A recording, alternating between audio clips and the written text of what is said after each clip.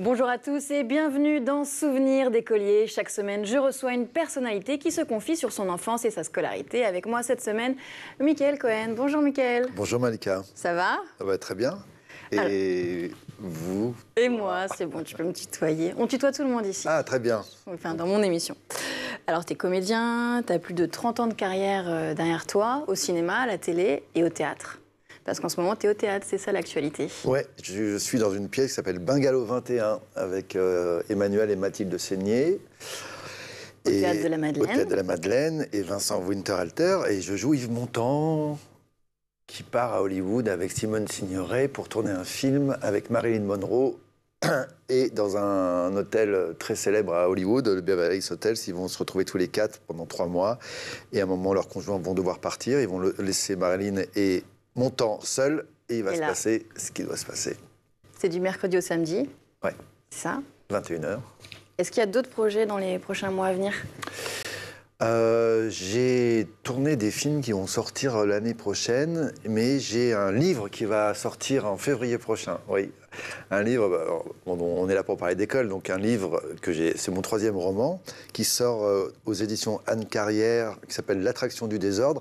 Et je suis toujours ému de dire que j'ai un roman qui sort en librairie, parce que, comme on va sûrement l'évoquer, j'ai raté mon bac et 2 fois mon brevet. Ouais. Ah oui? Et c'est ma grande fierté à chaque fois de dire, bah oui, j'ai raté ça, mais j'ai quand même réussi. 2 fois le brevet? 2 fois le brevet, oui. Quand même, belle perf. Donc justement, on va arrêter de se projeter dans le futur, on va faire un petit flashback. Déjà, où est-ce que tu es né?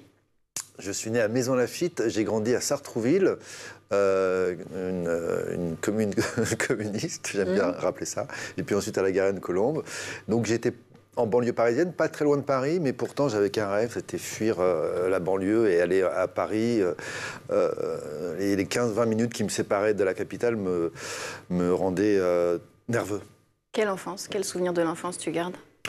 Bah, une enfance moyennement heureuse, mais voilà, une enfance un peu compliquée, certainement, qui a fait que je suis devenu ce que je suis, enfin en tout cas artiste, mais une enfance pas très heureuse et des souvenirs d'écolier pas très heureux non plus, bien que j'ai rencontré quand même quelques personnes qui ont été importantes dans ma vie, mais voilà. Tu avais deux frères? Tu as grandi avec 2 frères? Ouais, j'avais 2 frères, un grand et un plus petit, et on se battait beaucoup, comme beaucoup dans les familles, et souvent j'arrivais à l'école couvert de bleu. C'est vrai?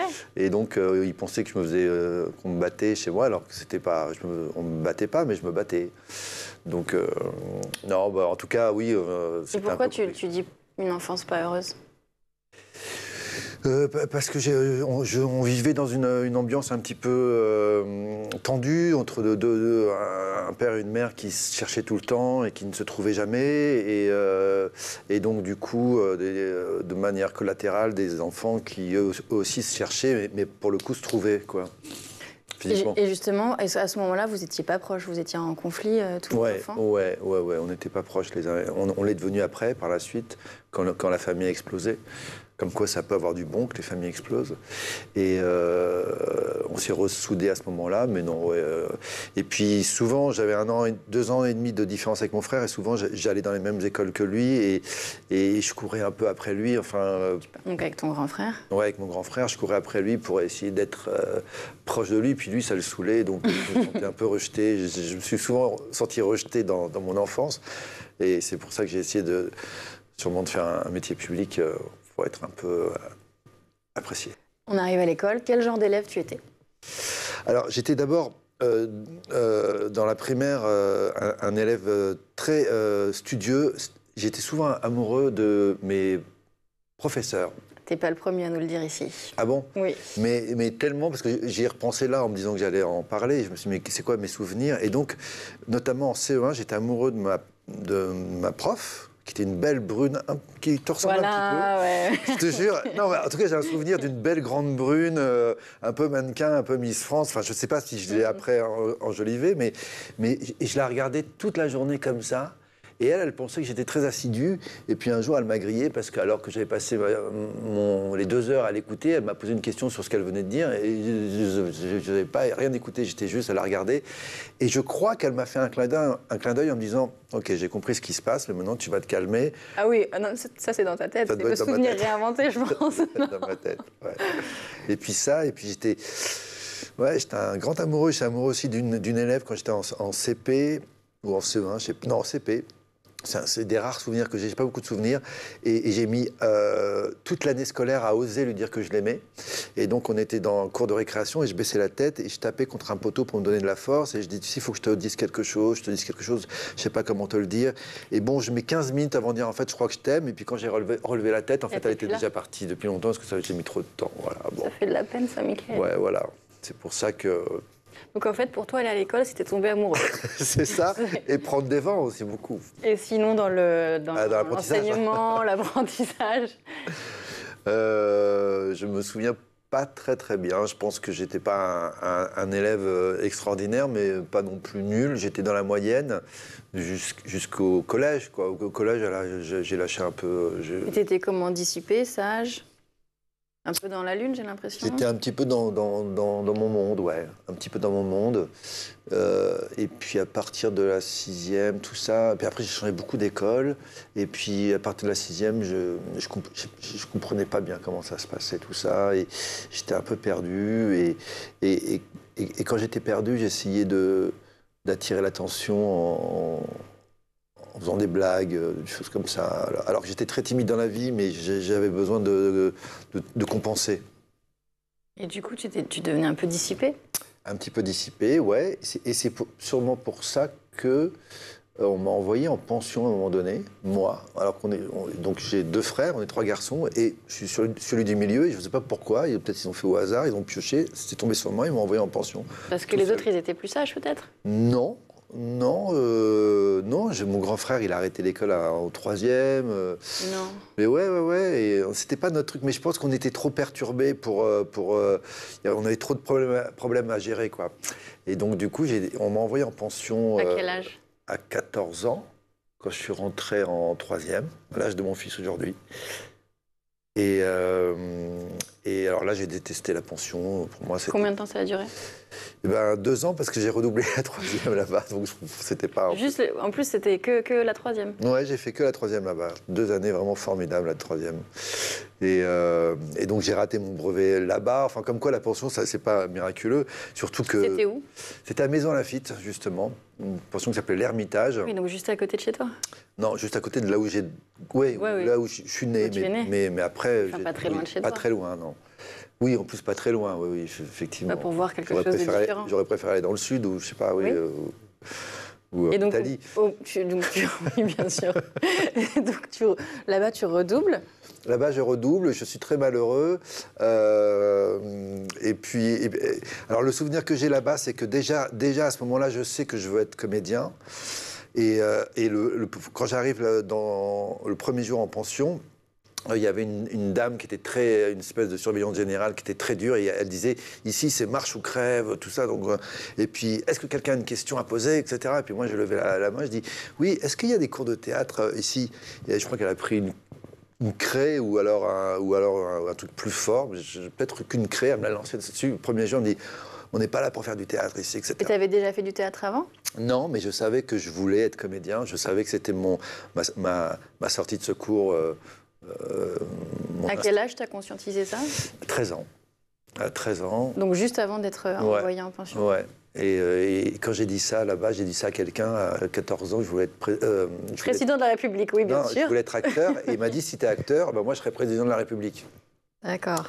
Jusqu'à présent, il ne l'est pas président de la République. Tu es toujours en contact? Non, non, mais je me rappellerai. C'est ni Macron, ni Hollande, ni... Voilà, ok. Et tu as gardé justement des amis de l'époque de l'enfance? Eh bien, en pension, j'ai rencontré une personne qui a été finalement très importante dans ma vie, qui était le fils d'un réalisateur, un grand réalisateur, le fils de Jean-Marie Poiret, qui est le réalisateur des Visiteurs, mais surtout à l'époque, il avait fait Le Père Noël est une ordure, ou Les hommes préfèrent les grosses. Et donc, moi, j'avais 14-15 ans, et j'avais déjà une culture cinématographique assez importante. Je regardais tout le temps des films, j'allais tout le temps au cinéma, donc je savais qui c'était. J'étais le seul à savoir qui c'était. Et on est devenus très très amis. En plus de ça, c'était un mec génial, il s'appelait Acharguine. Et voilà, c'était un type extraordinaire. Et il m'a présenté son père, et puis son père il m'a fait travailler sur ses films. Donc il m'a mis le pied à l'étrier. À quel âge alors il te présente son père? J'ai fait de la figuration sur Mes meilleurs copains, un film avec Christian Clavier et Gérard Lanvin, j'avais 15 ou 16 ans. Et puis après, sur Opération Cornet de Bif, j'avais 19 ans. Ah oui, donc c'est lui qui t'a un peu lancé. Ouais, ça m'a un peu lancé. Et en même temps, à 15 ans, j'ai commencé à prendre des cours de théâtre au cours Florent. Dès 15 ans. Et là, pour moi, la véritable école, ça a été au cours Florent. Ça a été l'école de théâtre. Et à partir de là, je faisais rien à l'école, mais au cours de théâtre, j'ai lu tout le théâtre classique. Tout le théâtre classique français, étranger, tout Tchekhov, tout Molière, tout. Et j'ai l'impression d'avoir appris la vie à travers ça, grâce à ça. En plus du plaisir et de l'évidence que j'avais d'être sur scène et de trouver enfin ma place. Donc, tu fais ces 2 ans en pension, tu retournes chez toi, tu es au lycée, et là, tu commences les cours Florent. Donc, comment ça s'agence dans l'agenda, tout ça? C'est-à-dire que je crois que je commence les cours de théâtre, je suis encore en fin de pension, parce que je me suis fait virer de la pension à un moment donné, parce que je me suis battu avec un prof qui me... Il y a beaucoup de bagarres dans cette enfance. Oui, il y avait un prof qui me palpait un peu trop le matin pour me réveiller, donc un jour, je me bats avec lui. Ça veut dire quoi? Parce que voilà, il y avait un prof qui aimait bien nous toucher un peu trop le matin pour nous réveiller ou nous regarder sous les douches. Bon, bref, on va pas. Ça, tu l'as pas dit à l'époque? Non, je me suis juste battu avec lui et au lieu de, et on m'a pas cru quand j'ai dit les choses pour lesquelles, enfin voilà, et puis. Et il y a aucun autre élève qui s'est exprimé? À l'époque non. À l'époque on s'exprimait pas beaucoup là-dessus. Aujourd'hui, ça passerait pas, mais à l'époque, on ne s'exprimait pas trop là-dessus. Mais en tous les cas, on m'a viré de la pension à cause de ça. J'étais un révolté, et puis je détestais l'injustice, et puis je détestais qu'on fasse du mal aux... Tes parents, à ce moment-là, qu'est-ce qu'ils disent? Je crois qu'ils n'y croient pas. Je pense qu'ils sont énervés que je sois renvoyé, etc. Bon, bref. En tout cas, on m'envoie dans une boîte à bac à Paris. C'est quoi, ça? Une école qui n'existe plus, qui s'appelait les Cours Carpentier, rue du Conservatoire. Donc dans la rue, il y a le Conservatoire de Paris. Un hasard. Et donc j'allais déjà en cours de théâtre, et donc je faisais cours de théâtre le mercredi et le samedi, les cours normaux, mais en fait je séchais beaucoup de cours pour aller même en cours de théâtre en semaine, parce que j'adorais ça, et j'arrivais à me faufiler dans les cours qui n'étaient même pas les miens. Et c'est là où ma vraie vie scolaire a commencé pour moi. Voilà. Et tu passes quand même le bac? Et je passe le bac en candidat libre, parce que je veux passer un bac théâtre et que dans l'école où je suis, il n'y a pas l'option théâtre. Je passe un bac en candidat libre et j'ai des notes extraordinaires extraordinaires. J'ai des super bonnes notes en théâtre parce que je le prépare et voilà. Et en revanche, j'ai très très mauvaises notes dans tout le reste. Et j'ai pas mon bac, mais l'année d'après, la même année, je passe la classe cible du cours Florent, qui est une classe où ils prennent 20 élèves par an et où on ne paye pas, etc. On a des cours avec Huster et compagnie, donc ça, je l'ai réussi. Mais je rate mon bac. Mes parents ne savaient même pas si j'avais eu mon bac ou pas, d'ailleurs. Je ne leur ai jamais dit. Moi, ah bon? Ouais. Je crois qu'ils l'ont appris il n'y a pas longtemps. Ils ne se souciaient pas du tout. Ils avaient d'autres problèmes.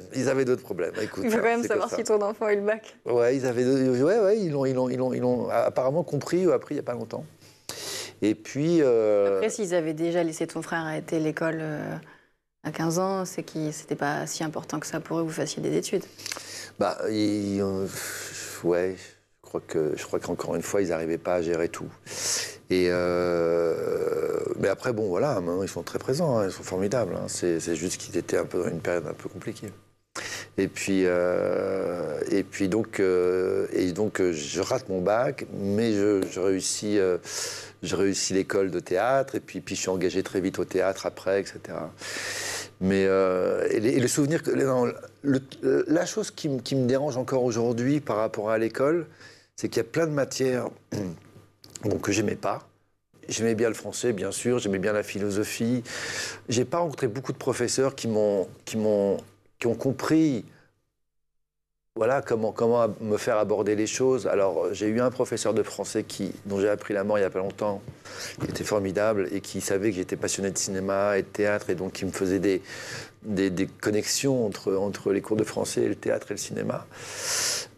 Une prof de philo, par exemple au bac en philosophie, j'avais rien appris, mais j'avais j'ai eu la moyenne. Et en fait, dans ma copie, j'ai inventé le nom d'un philosophe. Je dis donc, comme disait cette philosophe que j'ai inventé, un nom, je ne me rappelle plus lequel, et puis je lui ai fait dire ma propre philosophie. Et tu penses que c'est une bonne chose? Ouais. Non, je ne suis pas un exemple pour la jeunesse. Ouais. Et j'ai cité aussi Michel Colucci. Et donc je disais, comme disait cette philosophe, etc. Et comme aussi, je disais le grand philosophe Michel Colucci. Alors je ne sais pas si à l'époque l'examinateur avait compris que c'était Coluche ou pas. Oui, je pense, oui. Je sais pas, bon, en bref, en tout cas j'ai eu la moyenne. Donc comme quoi, un peu d'audace, ça ne fait pas de mal. T'as demandé à regarder ta copie pour voir si... Non, j'ai demandé à ce qu'on la brûle. Non, j'ai pas demandé. Non. Et du coup, à ce moment-là, il n'y a pas d'autre rêve possible que d'être comédien, que d'être acteur, que d'être sur scène? En tout cas, pour moi, c'est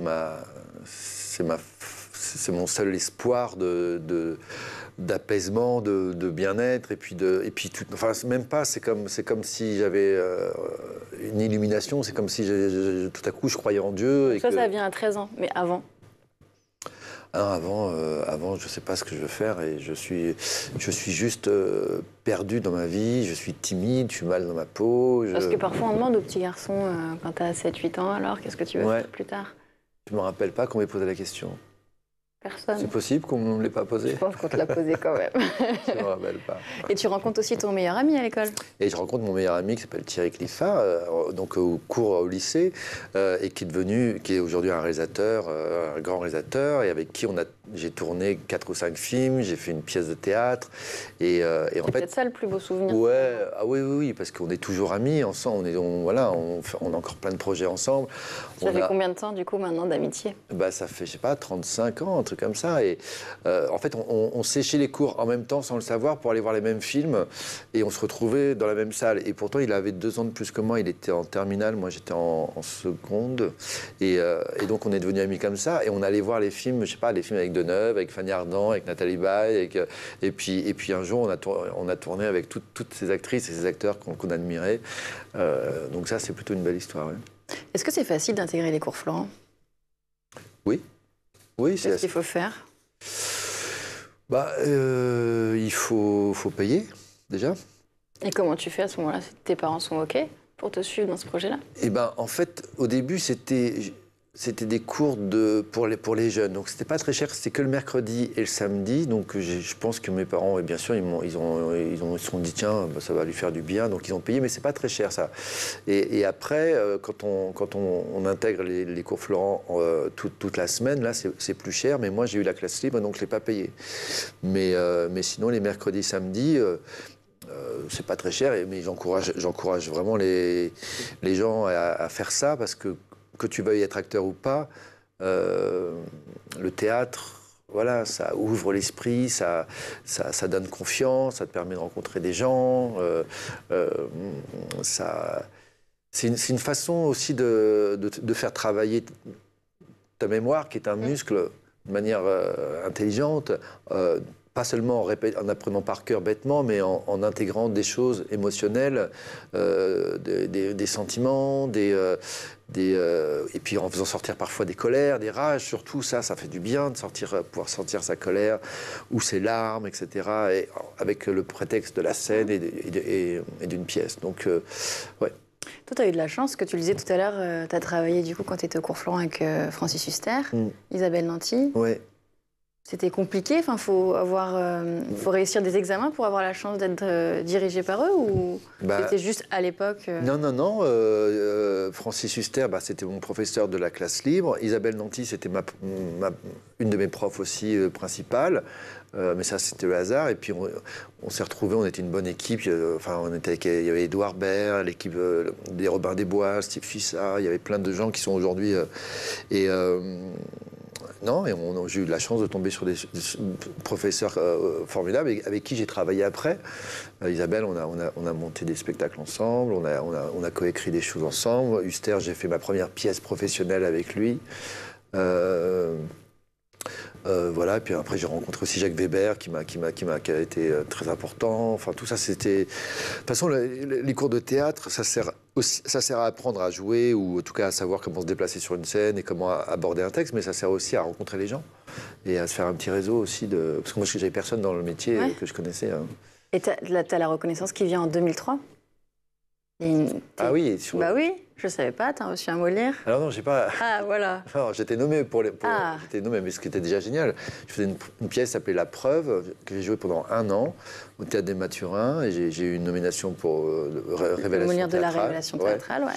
Et mais en fait, depuis que je suis sorti des cours Florent, depuis la pièce que j'ai faite avec Huster au Théâtre Antoine, j'ai fait du théâtre une fois, pratiquement tous les 2 ans. J'ai toujours fait beaucoup de théâtre et c'est vraiment ma maison. Et c'est pour ça que je suis très heureux en ce moment dans Bargalo 21 parce que j'ai un rôle magnifique, j'ai des partenaires extraordinaires et puis c'est une pièce écrite par Éric Emmanuel Schmitt qui est un grand auteur et c'est un bonheur, voilà, et les gens sont heureux. Je suis heureux. Quand je suis sur scène, je suis heureux. Si tu veux bien, on va attaquer la dernière partie de l'émission, celle qui est vraiment consacrée à l'école. Et ça tombe bien, parce que tu as un petit garçon qui est en plein dedans. Qu'est-ce que toi, tu penses de l'école française aujourd'hui ?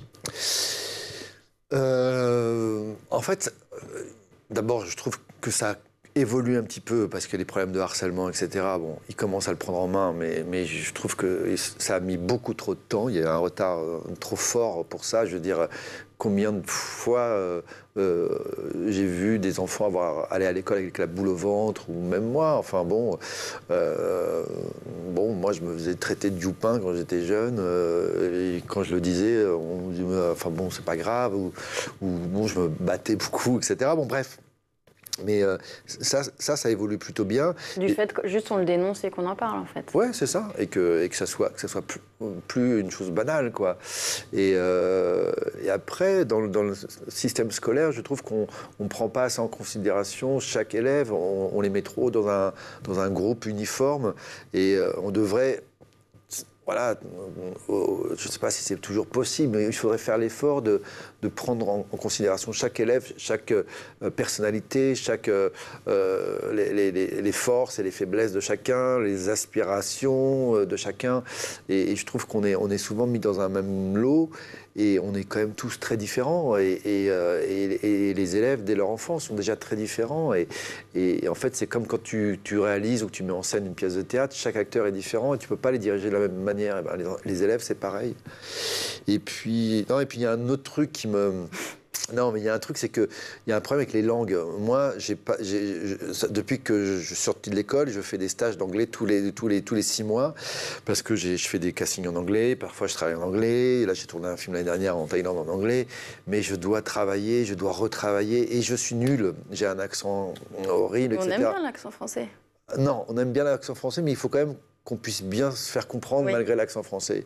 Et je ne comprends pas qu'on en soit encore, parce que je vois mon fils donc à 14 ans, et c'est pareil, les cours d'anglais sont nuls, et je ne comprends pas pourquoi on s'obstine encore à mettre 2 langues étrangères. Je pense qu'il n'en faudrait qu'une seule. Bah oui, parce qu'on ne sait parler ni espagnol, si on est espagnol, ni anglais, et donc du coup, on doit courir après un truc. Alors à mon avis, l'espéranto aujourd'hui, c'est l'anglais, parce que même quand j'ai tourné dans la jungle, en Thaïlande, au fin fond de la jungle, je pouvais m'exprimer en anglais, on me comprenait. Mais si tu préfères l'espagnol ou le chinois ou l'allemand, vas-y, mais une seule langue, mais qu'on la parle, qu'on sache la parler en sortant des cours, quoi. Donc plus miser... C'est un peu mon petit coup de gueule, mais j'ai pas peur de le dire. Tout à l'heure, tu parlais de harcèlement. Est-ce que c'est quelque chose dont tu parles avec ton fils ? Oui, beaucoup. Ouais, beaucoup. Et puis, alors, pour le coup, je trouve qu'ils sont quand même... Alors, comme ils sont rivés sur les écrans, ils sont quand même très au courant, parce qu'on en parle beaucoup, et sur les TikTok, et sur Instagram, et et dans les informations, etc. On en parle. Et c'est vrai que, oui, j'en parle. Là, ça va. Quand il était plus jeune, c'était peut-être un peu plus compliqué, mais là, il est bien, et puis il est plus à protéger les autres qu'à subir quoi que ce soit. L'école de demain, tu la vois comment ? Je la vois plus, avec plus de spécialités de... De théâtre? Moi, théâtre, maçonnerie, boulangerie, littéraire. Je pense qu'on devrait commencer plus tôt les spécialités et amorcer plus tôt, arrêter de faire dans le général parce qu'on apprend finalement pas grand-chose parce que tout se mélange et être plus précis plus tôt, je trouve. C'est très bien. C'est bien, ça vous va? C'est très bien et c'est la fin de l'émission. Déjà? Ah oui. Est-ce que tu peux pleurer? Oui. On est bien ici, c'est vrai que j'aime bien cette bibliothèque. Où tu trouves qu'il manque des livres? Oui, alors oui, la prochaine fois je vous amènerai mes livres. Et s'il fallait retenir qu'un livre justement à lire? Toi qui lis beaucoup. Un livre de moi? Bah oui, pour l'éducation. Non, oui, de toi si tu veux, mais... Bah, le prochain, L'attraction du désordre, aux éditions Anne Carrière en février. Ok, ça marche. Je pensais à un livre sur l'éducation, moi. Sur l'éducation, à lire absolument quand on est à l'école. Bah, parce que le tien, à mon avis, il est plus pour des... Romain Gary, c'est bien à l'école, je trouve. Oui. Mais après, il y a plein de livres que j'ai lus à l'école que j'ai pas aimé, que j'ai relus. Par exemple, Les Misérables, que j'ai relu plus tard et qui est un chef-d'œuvre bouleversant et qui est très très loin de ce qu'on peut imaginer. Enfin, il n'y a rien de scolaire dans ce livre, et c'est même dans la construction, les personnages, la violence et tout. Bon, je pense qu'il faudrait relire en fait tous les livres après 20 ans, parce que quand on les lit, ou les Balzac, ou... on avait dit un. Ah oui, bah voilà, les Misérables. Allez, top. Bon, maintenant, on se quitte pour de vrai. C'est déjà la fin de cette émission. Oh. Merci beaucoup d'avoir partagé avec nous tous tes souvenirs. On se retrouve la semaine prochaine pour un nouveau numéro de Souvenirs d'écolier sur School TV. À bientôt.